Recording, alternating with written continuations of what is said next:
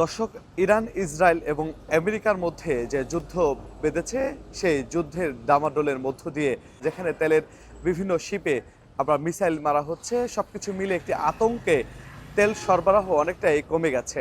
যার কারণে এমন একটি বার্তায় পুরো দেশে কিন্তু এখন মানুষের মধ্যে আতঙ্ক বিরাজ করছে যে আসলে তেল কি পাওয়া যাবে কি পাওয়া যাবে না।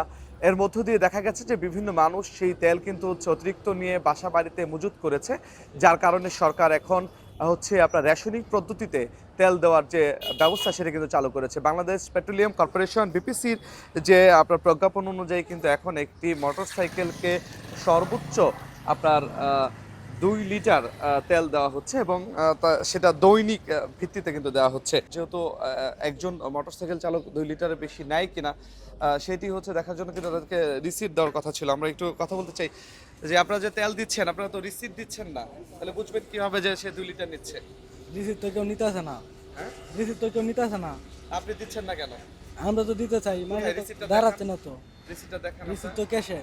ক্যাশে থাকবে কেন? আপনার কাছে থাকবে না? এটা আমরা কম্পিউটার মেমো। হ্যাঁ, কম্পিউটার মেমো কম্পিউটার মেমো দিয়েছেন। ওনাকে কত দিলেন? 230। 230। 2 টাকা ভাঙ্গা নাই, তাই জন্য উনি যে নিল 2 লিটার বুঝবেন দেবেন না। কিভাবে? উনি যে নিল বুঝবেন কিভাবে?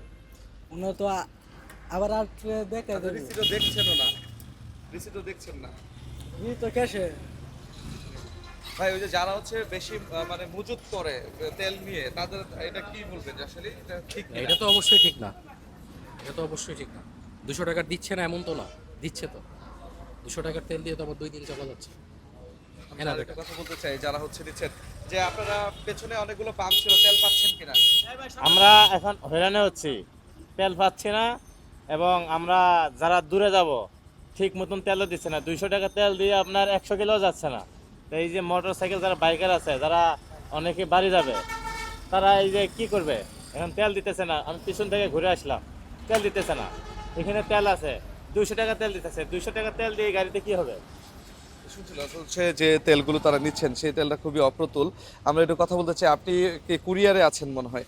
আপনার দৈনিক কত তেল লাগে এবং কি যেটা দিচ্ছেন হচ্ছে কিনা? আমার দৈনিক মনে করেন যে 250 থেকে 300 টাকার তেল লাগে, কিন্তু এখানে আমরা তেল পাচ্ছি না। এটা খুবই আমরা সমস্যা, কুরিয়ার যারা সেক্টরে কাজ করি তারা খুবই সমস্যার মধ্যে আছি। কিন্তু যারা অতিরিক্ত নিয়ে জমাত করেছে, তাদের জন্য তো আসলে এটা ঠিক আছে নাকি, কি মনে করেন? এটা তো কখনোই ঠিক না। যারা অতিরিক্ত নিয়ে জমা করছে এখন তো তারা আমরা সাফার করতেছি, এটা কখনোই ঠিক না। এটা সবার জন্য সমান। একজনে নিব আগে নিয়ে বুক মানে সে করে রাখবো, জমায় রাখবো, আরেকজনে পাবে না, এটা তো ঠিক না।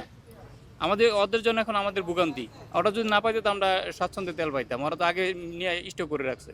কথা তারা যেটি বলছেন, যারা এই তেলগুলো আপনার মজুত করেছে বাসা বাড়িতে, যার কারণে কিন্তু সরকার আসলে এরকম সিদ্ধান্ত নিতে কিন্তু বাধ্য হয়েছেন। অর্থাৎ কিন্তু রেশনিং পদ্ধতির সেটি কিন্তু এখন পর্যন্ত কিন্তু আমরা যে পাম্পটিতে রয়েছি, এটি বাংলাদেশ এনার্জি সেন্টার, অর্থাৎ এটি আপনার গাজীপুরের শ্রীপুর একটি পাম্প। এখানে কিন্তু সেই রেশনিং পদ্ধতি কিন্তু এখনো বাস্তবায়ন করা হয়নি। অর্থাৎ এখানে কিন্তু যেভাবে আসছে তাকে কিন্তু ভাবে তেল দিচ্ছে। অর্থাৎ একজন মোটরসাইকেল আরোহী 200 টাকা, অর্থাৎ 2 লিটার সেই তেলগুলো তারা কিন্তু নিচ্ছেন। অর্থাৎ 230 টাকা দিয়ে কিন্তু সেই তেলগুলো নিচ্ছেন। কিন্তু একজন কতটুকু নেবেন এবং পরবর্তী সময় সে আবারও এসে নিলে তাকে কিভাবে চিহ্নিত করবে, সেটি কিন্তু আসলে পাম্পগুলো সেইটি কিন্তু বাস্তবায়ন করছে না। এই বিষয়ে কিন্তু আমাদের কথা হচ্ছে গাজীপুরে যিনি অতিরিক্ত জেলা ম্যাজিস্ট্রেট রয়েছেন সালমা খাতুন, ওনার সাথে কথা হয়েছে। তিনি বলছেন অর্থাৎ আজ থেকে মোবাইল কোড পরিচালনা করছেন, অর্থাৎ বিভিন্ন পেট্রোল পাম্পে কিন্তু মোবাইল কোড যাচ্ছে। কিন্তু আমরা কিন্তু বেশ কয়েকটি পাম্পে গিয়েছি, এখন পর্যন্ত কিন্তু মোবাইল কোডের সেমন অস্তিত্ব কিন্তু এখন পর্যন্ত পাওয়া যায়নি।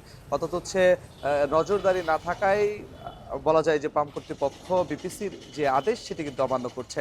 এই ছিল সর্বশেষ। তবে আরেকটি বিষয় বলে রাখা যায়, সেটি সরকারের পক্ষ থেকে বারংবার কিন্তু মানুষকে বলা হচ্ছে তেলের পর্যাপ্ত মজুত কিন্তু দেশে রয়েছে, কোনো সংকট নেই। মানুষকে আতঙ্কিত না হয়ে প্রয়োজনের বেশি না নেওয়ার জন্য কিন্তু সরকার আহ্বান জানিয়েছেন এবং সেটি কিন্তু আসলে সাধারণ মানুষের মেনে চলার কথা কিন্তু এখানে অনেকেই বলছেন।